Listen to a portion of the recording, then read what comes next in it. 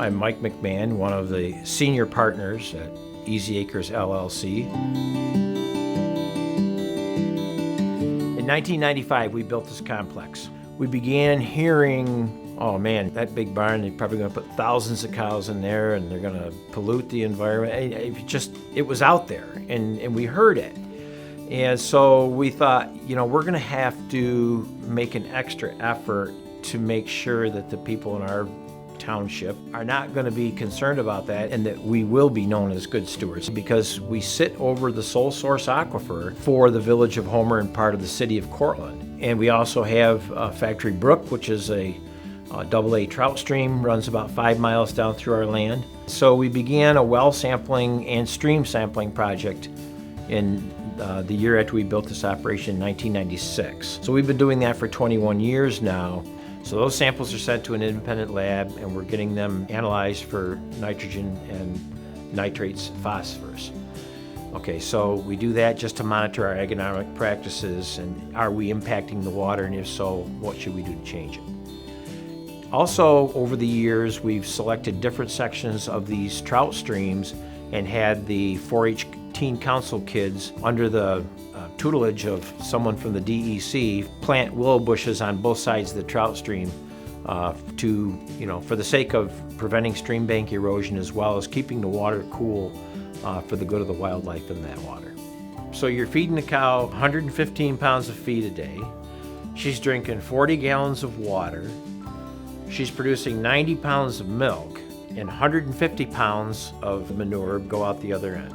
And so we set out to build a manure storage. So we had this storage all designed for 3.5 million gallons, and it was all concrete, and it was going to cost us about $350,000, somewhere around there.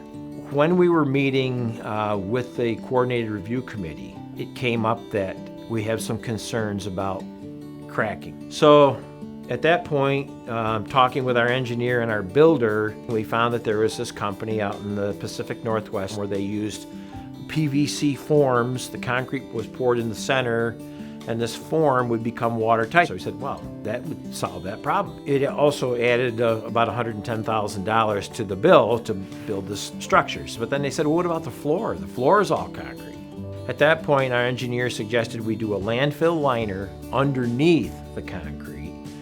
And while we're doing that, let's lay in some tile lines to be able to monitor if there is a leak. We have 3 monitoring wells that these tile lines feed to, so we know which third of the structure could possibly have effluent in it. That added close to another, it's like 80 or 90,000 more to the cost of the project to do that. And all of a sudden we're hearing, oh, hold it. What if one of your hired help or something drives a tractor into this 16-foot tall structure with 3.5 million gallons in and breaks it open?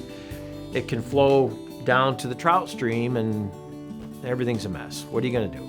The final answer was build this thing in the ground instead of above the ground. And so this is the first octiform structure ever to be built in the ground. So the end result was the safest manure system in the world. But the price at that point, by the time we got done with everything, had gone to $760,000 to store manure. The Taj Mahal of manure systems. So today we're at one of our fields on one of our many farms that we own, and as you can see in the background, they're harvesting corn silage.